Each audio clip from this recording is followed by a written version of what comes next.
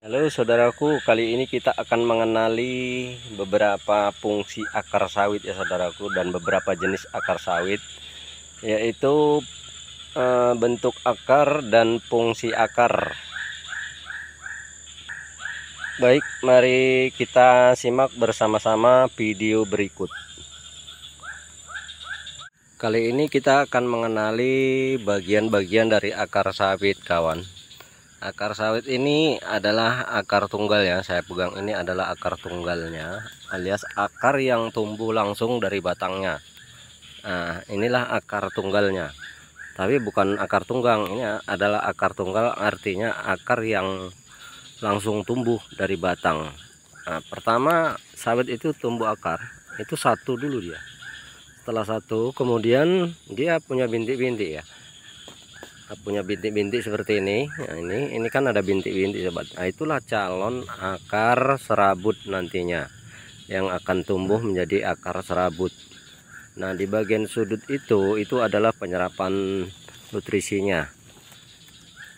Bintik-bintik semua ada bintik-bintiknya.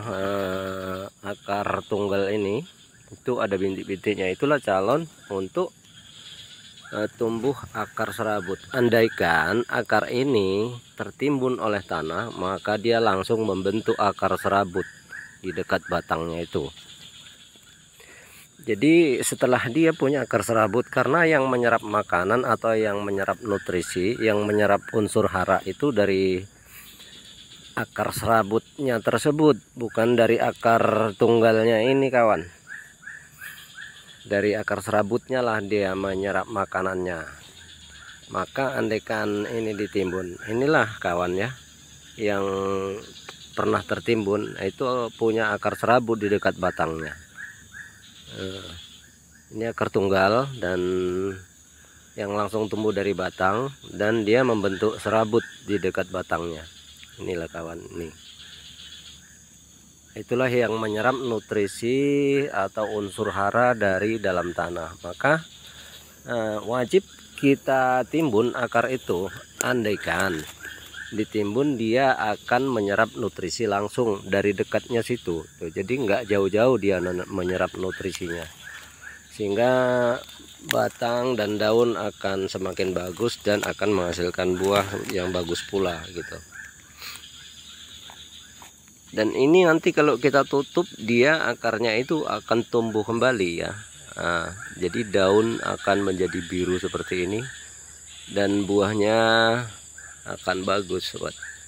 Ini adalah tips-tips orang-orang kampung ya, tips-tips ilmu-ilmu orang-orang zaman dulu yang begitu ya.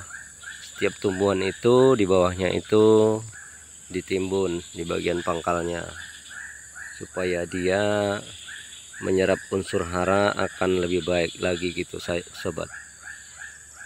Sebenarnya menjiwai sawit ini cukup mudah saudaraku. Andaikan varietas itu udah memang tertentu ya, varietasnya itu apa yang kita tanam ya. Andaikan lah ini kita itu menjiwainya dari mengenali dari daunnya aja lah. Sawit itu sehat atau tidak itu dari daunnya ya. Nah, ini saya nggak tahu varietas apa, tapi buahnya cukup padat ini. Dan ini bukan buah bencong, ini buah asli dia ya, betina asli dia. Karena walaupun dia pentil, dia bunga jantan dan bunga betina itu berbeda. Kalau bunga betina yang model ini dia totalitas berbuah dia ya. Kalau bunga bencong tidak. Kalau bunga bencong itu bunganya itu ada di tengah ya, bunga betinanya. Terus di bunga jantannya di bagian bawah. Dia seperti mengelilingi.